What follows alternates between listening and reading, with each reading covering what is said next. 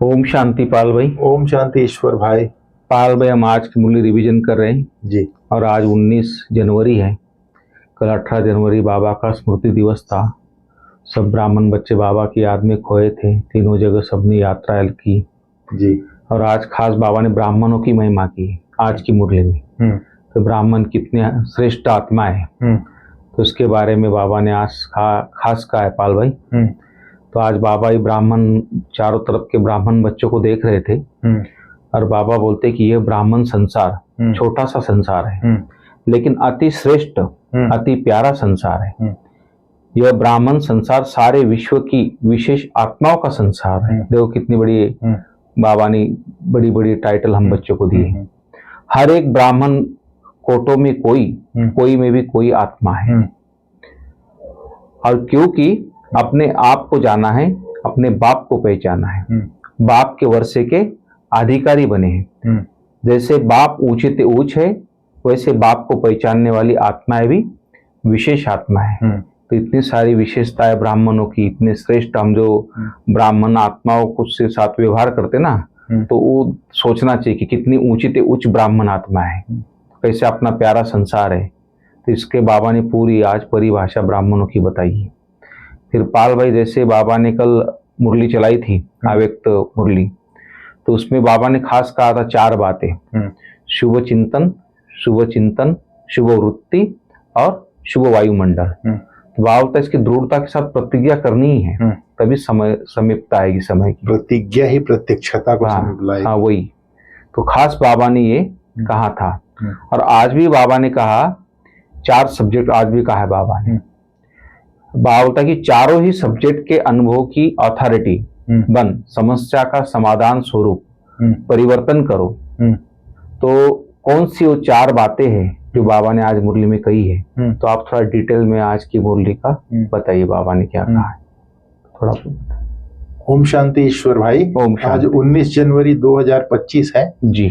तो पहला तो बाबा ने कहा ये अति श्रेष्ठ अति प्यारा जी और विशेष अति प्यारा संसार है, अति श्रेष्ठ संसार है जी, विशेष आत्माओं का संसार है। तो आपने पहला बताया कोटों में कोई आत्माएं हैं जी। दूसरा, भाग्य विधाता बाप ने मस्तक पर श्रेष्ठ भाग्य की लकीर खींच ली है जी, इसलिए भाग्यवान आत्मा है। दूसरा, कोटों में कई आत्मा, भाग्यवान आत्मा जी।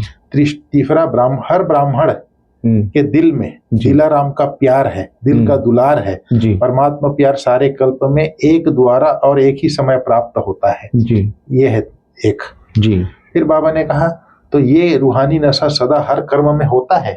बाबा ने कहा तो आप विश्व की आत्माओं को चैलेंज करते हो कि हम कर्म योगी हैं, कर्म योगी जीवन वाले विशेष आत्माएं हैं। योग लगाने वाले योगी नहीं, योगी जीवन वाले हो।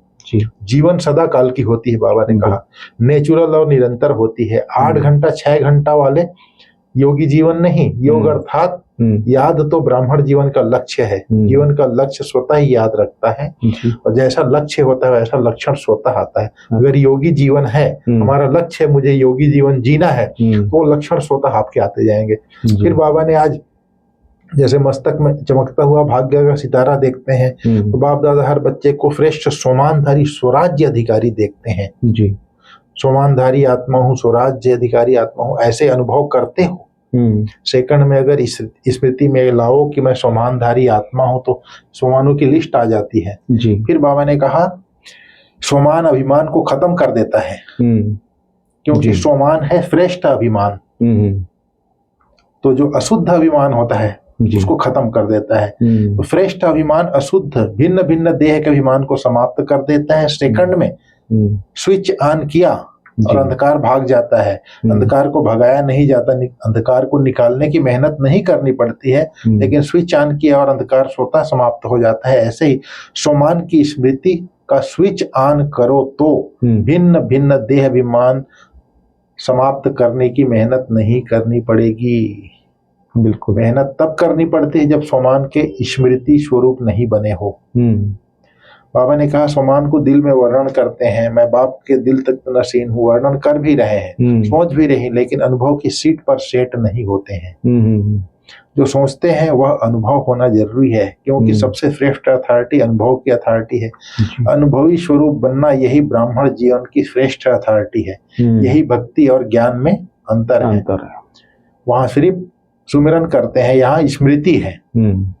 अनुभवी स्वरूप, स्मृति स्वरूप बनेंगे तब अनुभव स्वरूप बनेंगे। और जहाँ अनुभव हो गया कि मैं ये चीज हूँ, जैसे बाबा ने अभी कहा ना, दिल तख्त नशीन, तो बाप के दिल तख्त नशीन क्या मैं हूँ जी। बाबा जैसे कोई विशेष चीज होती है तो आपके दिल में वो बात बैठ जाती है जी। तो बाबा का दिल अर्थात बुद्धि, बाबा की बुद्धि, बाबा की नजर में क्या मैं हूँ, उस लायक हूँ, बाप के दिल तख्त नशीन हूँ, उस लायक मुझे बनना पड़ेगा, उसके दिल तख्त नशीन। अकाल तख्त नशीन सो दिल तख्त नशीन सो विश्व तख्त नशीन, बाबा बोलता है। जब मैं अकाल तख्त नशीन बनूंगा तब बाप के दिल तख्त नशीन बन सकता हूँ। तो ये अनुभव की अथॉरिटी, यही भक्ति और ज्ञान में अंतर है, बाबा बोलता है जी। भक्ति में सुनने में मस्त रहते हैं लेकिन अनुभव नहीं कर पाते हैं। ज्ञान का अर्थ है ज्ञानी तू आत्मा, अर्थात हर स्वमान के अनुभवी बनना जी। अनुभवी स्वरूप रूहानी नशा चढ़ाता है। अनुभव कभी जीवन में भूलता नहीं है, सुना हुआ सोचा हुआ भूल सकता है लेकिन अनुभव की अथॉरिटी कभी कम नहीं होती। जैसे उस दिन बाबा ने बोला था ना, अपने टाइटल की स्मृति के साथ समर्थ स्थिति बनाने वाले श्रेष्ठ स्वमानधारी हो। जैसे मैं महावीर आत्मा हूँ तो स्थिति अचल हो रहा है। महावीर का अर्थ ही है light house might house. Light अर्थात ज्ञान, माइट अर्थात योग। जो ज्ञान और योग की शक्ति से भरपूर है वही किसी भी परिस्थिति को सेकंड में पार कर सकते हैं, अर्थात अचल अडोल रह सकते हैं। तो ये अथॉरिटी हो, मैं महावीर आत्मा हूँ कहते ही स्थिति अचल अडोल हो हर परिस्थिति में, कैसी भी समस्या हो, कैसी भी परिस्थिति हो। स्वदर्शन चक्रधारी हो कहते हैं तो परदर्शन समाप्त हो जाए, माया का गला कट जाए, मतलब ये अनुभव हो, समर्थ स्थिति बन जाए, बाबा कहता है। तो इस तरह से बाबा ने आज स्वमान के बारे में बोला और ब्राह्मण का अति प्यारा, अति श्रेष्ठ, अति विशेष संसार के बारे में बाबा ने कहा। फिर बाबा ने कहा जैसे शरीर धारण करते हो कि अनुभव करते हो मैं फलाना हूं, तो कितना पक्का रहता है, कभी भी अपना देह का नाम भूलता नहीं है। कोई आपको कहे कि नहीं आप फलाना या फलानी नहीं हो तो मान सकते हो। ऐसे ही हर स्वमान की लिस्ट अनुभव करने से कभी स्वमान भूल नहीं सकता।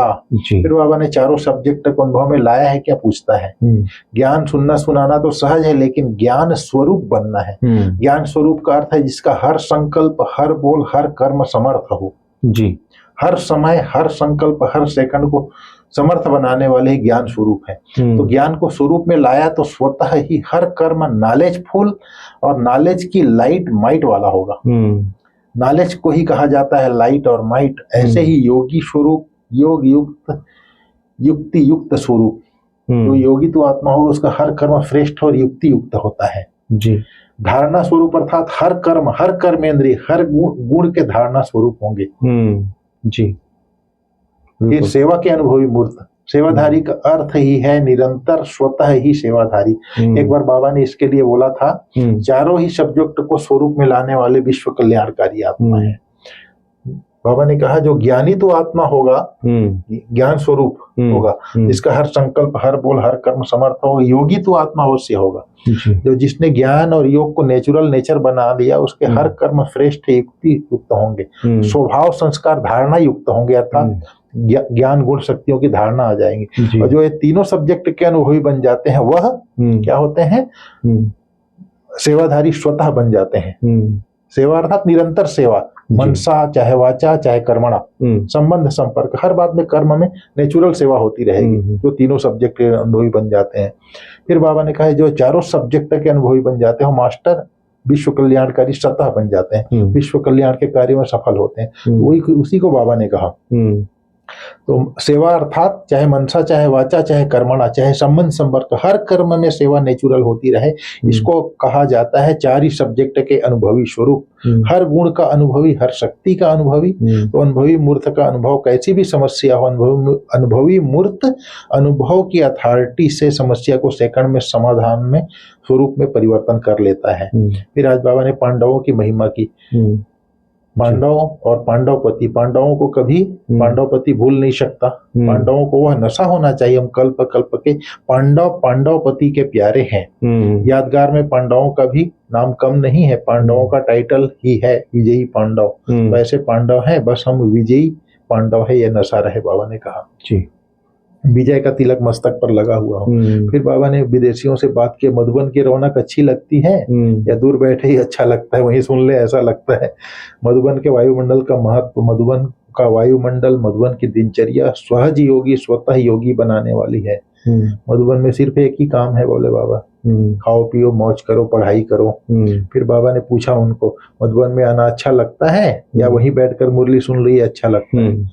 वहां तो भी तो मुरली सुनेंगे ना। मधुबन की विशेषता बाबा ने आज बताई। यहाँ भी तो पीछे पीछे टीवी में देखते हैं, देखो भक्ति में भी गायन है, मधुबन में मुरली बाजे, लंदन में मुरली बाजे नहीं कहते हैं।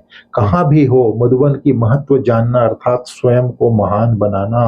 बाबा ने कहा जो भी सब आए हैं योगी जीवन ज्ञानी तू आत्मा जीवन धारणा स्वरूप का अनुभव कर रहे हैं। ये तीनों का अनुभव कर लेते हो सेवाधारी स्वतः बन जाते हैं। फिर बाबा ने कहा स्मृति का स्विच पावरफुल बनाओ, सेकंड में स्विच ऑन और अनुभव स्वरूप बन जाओ। स्विच ढीला है तो घड़ी घड़ी ऑन ऑफ करना पड़ता है, समय लगता है ठीक होने में, लेकिन सेकंड में स्विच ऑन ऑफ स्वमान का, स्वराज्य अधिकारी का अंतर्मुखी होकर अनुभव करते जाओ। अंदर ही अंदर उसका मंथन करो, चिंतन करो। हमारा रामनाथ भाई बोलते हैं ना, मन मंथन करता है, बुद्धि चिंतन करता है। जी, चिंतन करोगे तब वो चित्त में चला जाता है।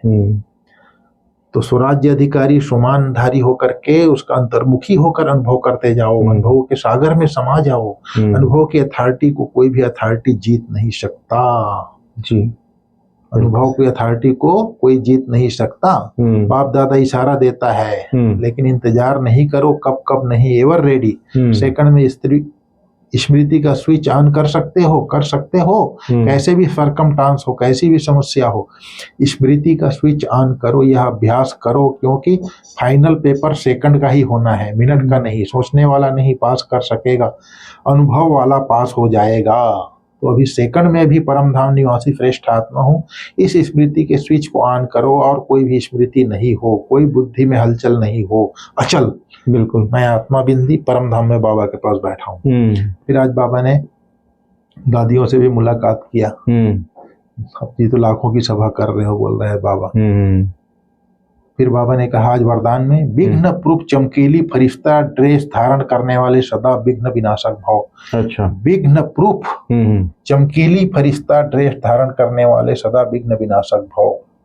फरिश्ता ड्रेस, तो फरिश्ता की जो विशेषता है उसकी चमकीली ड्रेस।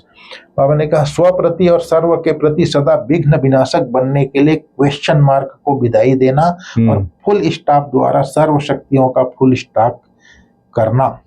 सदा विघ्न प्रूफ चमकीली फरिश्ता ड्रेस पहन कर रखना, मिट्टी की ड्रेस नहीं पहनना। साथ साथ सर्व गुणों के गहनों से सजे रहना। सदा अष्ट शक्ति शस्त्रधारी संपन्न मूर्ति बनकर रहना और कमल पुष्प के आसन पर अपने श्रेष्ठ जीवन के पांव रखना। तो ये फरिश्ता ड्रेस का चमकीला ड्रेस पहनना है, विघ्न प्रूफ। अगर आप फरिश्ता है, देह अभिमान से मुक्त है, अर्थात आप फरिश्ता है, फरिश्ता का विघ्न प्रूफ है वो। देहभान और देह अभिमान नहीं है तो विघ्न प्रूफ ऑटोमेटिक बन गया, वही फरिश्ता का चमकेला। तो ड्रेस हमने धारण कर ली है, मैंपन और मेरापन से खत्म है। एक तो निमित्त भाव, एक सोमान में रहो, एक निमित्त भाव रहो, मैंपन मेरापन खत्म, तो विघ्न विनाशक ऑटोमेटिक बन जाएंगे। यही चमकीली ड्रेस है। फिर बाबा ने आज स्लोगन में कहा अभ्यास पर पूरा पूरा अटेंशन दो, तो फर्स्ट डिवीजन में नंबर आ जाएगा। अभ्यास, अभ्यास, मैं आत्मा हूँ, अभ्यास, तो फर्स्ट डिवीजन में नंबर आ जाएगा। बिल्कुल। ओम शांति।